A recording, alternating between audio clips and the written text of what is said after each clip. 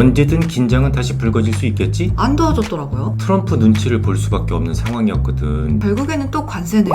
아버지, 지난주만 해도 아주 뜨거웠던 중동 이슈가 당장은 수면 아래로 내려간 것 같아요. 우선 생각보다 아주 빠르게 휴전 협정이 됐잖아요. 양측이 모두 다 나름의 이유가 있기 때문에 조속한 협정이 이루어진 것 같은데 정확한 이유를 알고 싶어요. 이유가 있지. 이스라엘을 먼저 보면 이란을 치기 전에 이미 하마스, 헤즈볼라 등과 오랜 전투를 하느라고 아이언돔에 쓰일 방어용 미사일이 부족했잖아. 그렇다고 하더라고요. 오죽하면 이란이 쏜 미사일을 모두 방어를 못해가지고 아이언돔이 깨졌다는 뉴스도 있었고요. 실제로 이스라엘 본토 몇 군데 시설물이 이란의 미사일 공격에 파괴가 되기도 했죠. 이스라엘 입장에서는 아이언돔을 정비할 시간이 필요했을 거야. 하지만 휴전 상태 중에서도 이란이 핵과 장거리 미사일 프로그램을 복원하려 할 경우에 이를 파괴하기 위한 일명 집행정책을 감행할 것이고 미국의 허가는 필요 없다라고 이스라엘의 카츠 국방장관이 밝혔기 때문에 언제든 긴장은 다시 불거질 수 있겠지? 이란은 아무래도 선택의 여지가 없었던 것 같더라고요. 그래서 조속한 협정이 있었던 건가 싶어요. 그게 가장 큰 이유겠지. 특히 제공권을 잃어버렸기 때문에 딱히 선택의 여지가 없었을 거야. 하지만 그보다는 왕따가 되어버렸기 때문일 가능성도 있어. 이 도움을 받을 만한 곳이 전혀 없었거든. 우선 믿거니 하던 러시아가 도와줄 형편이 못 된다는 점에 아주 실망했겠지? 이란이랑 러시아가 서로 도움을 주는 맹방인 걸로 알고 있었거든요. 지난 1월까지만 해도 두 나라가 전략적 협력 조약을 체결했던 것 같은데 안 도와줬더라고요. 그랬었지. 실제로 우크라이나 전쟁에서도 전투용 드론의 상당 부분이 이란지였잖아. 그런데 정작 이란이 필요할 때는 외면당한 거야. 러시아 관리들이 그 조약은 상호 방위 의무가 아니고 모스크바는 이란에 무기를 제공할 의사가 없다라고 명확하게 선을 딱 그어버렸거든. 이란의 외무장관이 모스크바로 달려가서 푸틴을 만났다는 뉴스가 있었는데 그 다음에는 별다른 뉴스는 없었던 것 같아요.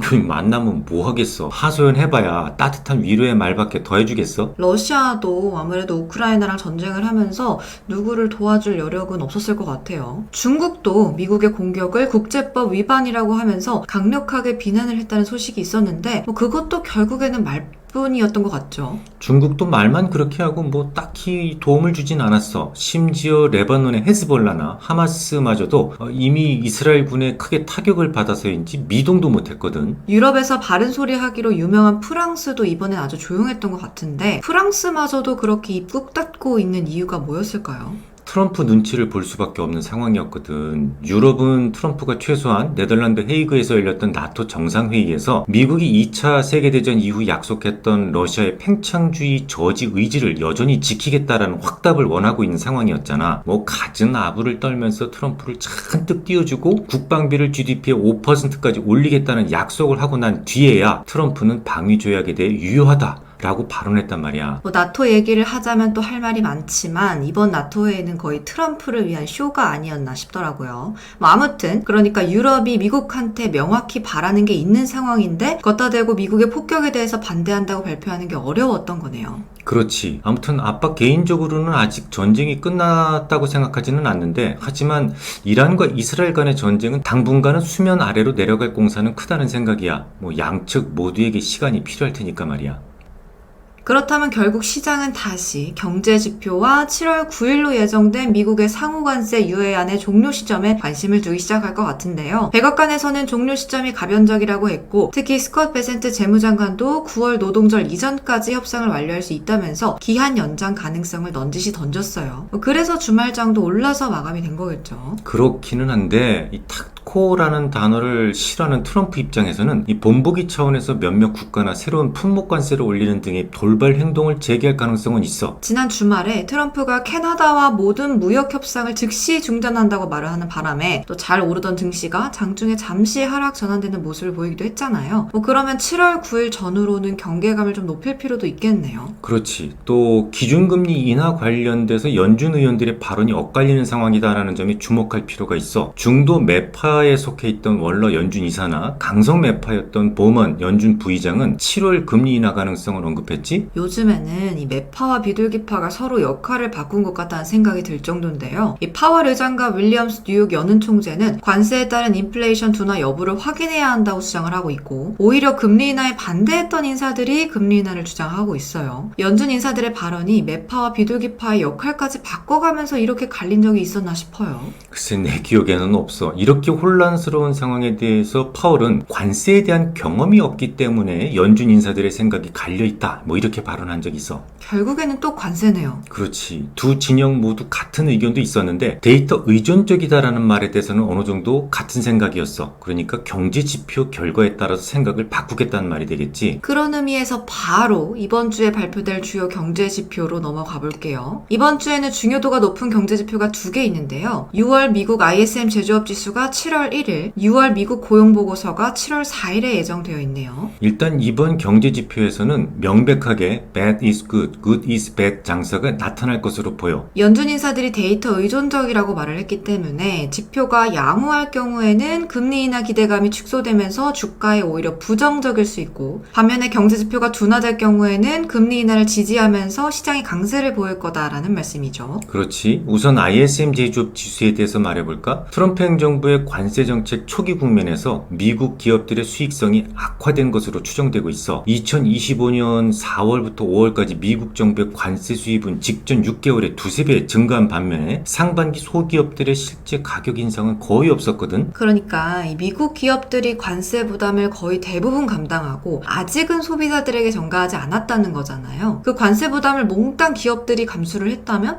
그러면은 기업의 마진은 축소될 수밖에 없을 것 같은데요. 당연하지. 기업 마진이 축소되면 센티멘트 개선은 제한적일 테고, 그래서 시장 컨센서스는 6월 ISM 제조업 지수가 전월치와 동일한 48.5 주변에서 형성되어 있는 거야. 그러면 고용 동향은 어떨까요?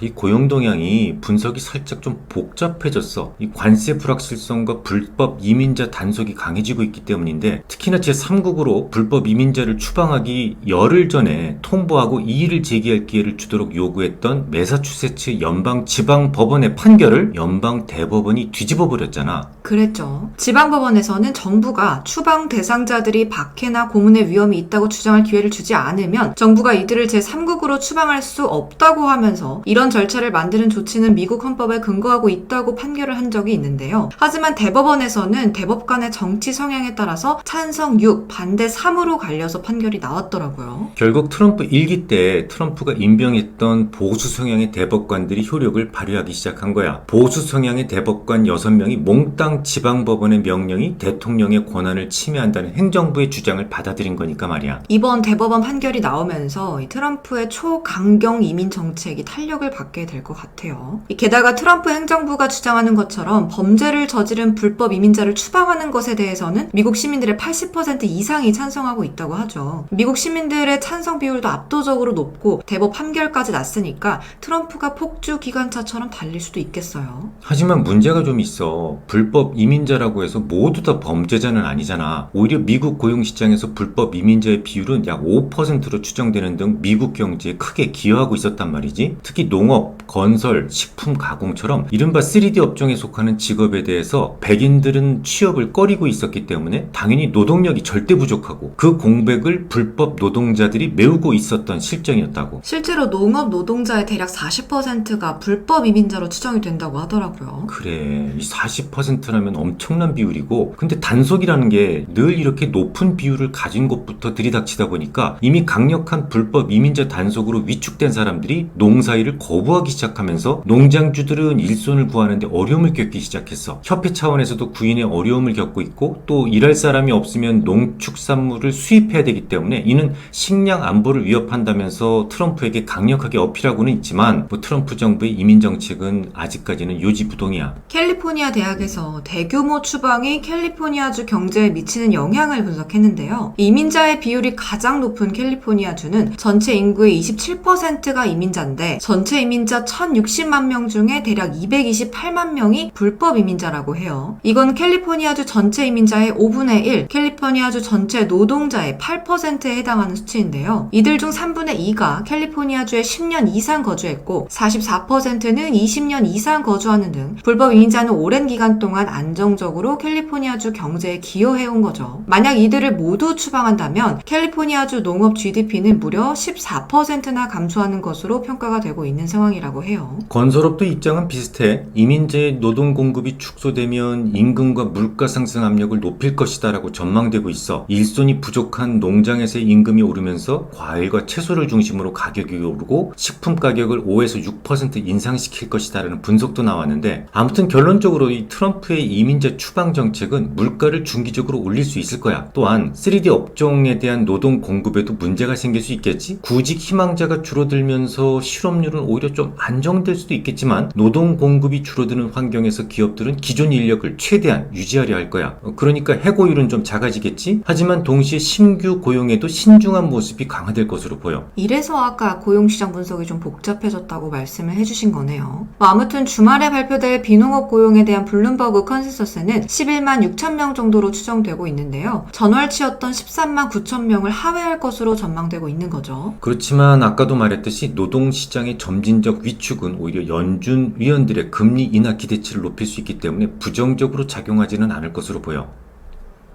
그럼 이제 우리나라 시장으로 와볼까요? 이번 주에는 30조 5천억 원 규모의 2차 추경안이 의결을 앞두고 있는 중인데요. 내수 진작을 위한 소비 쿠폰은 예정대로 처리될 가능성이 높아 보이죠. 상법 개정안도 민주당이 6월 임시국회가 끝나는 7월 4일까지 처리할 계획이고요. 이와 관련된 정책 관련주들의 동향에 대해서도 다들 관심이 많을 것 같아요. 당연히 이미 올랐잖아. 오히려 오래전부터 강세를 보여왔기 때문에 단기적인 세론 가능성이 있어. 그동안 스테이블코인 관련주, 원전 관련주, AI 관련주, 또 상법 개정 수혜주로 지주사 등이 강하게 상승했었는데, 이런 정책 수혜주들은 막상 상법 개정안이 통과됐다는 소식이 들리면 단기적으로 매물이 출회될 가능성이 높아.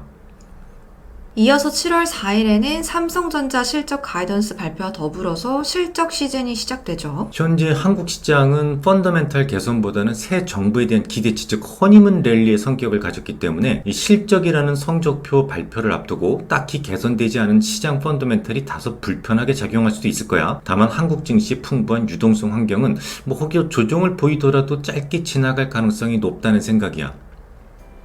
오늘은 잠시 수면 아래로 내려간 듯한 중동에 관한 소식과 그로 인해서 다시 관심이 쏠리게 된 주요 경제 지표들, 트럼프의 관세에 대한 소식까지 함께 살펴봤는데요. 미국, 이란, 이스라엘 이 세 나라의 이해관계가 모두 맞아 떨어졌기 때문에 조속한 합의가 이루어졌던 것 같죠. 하지만 휴전 협정 이후에도 두 나라가 계속 서로 으르렁거렸던 만큼 다행히 멈추게 된 싸움이 이번을 계기로 오래갈 수 있을 것인지, 혹은 다시 금방 끝나버리게 될 것인지에 대한 전망과 의견이 엇갈리고 있는 상황이에요.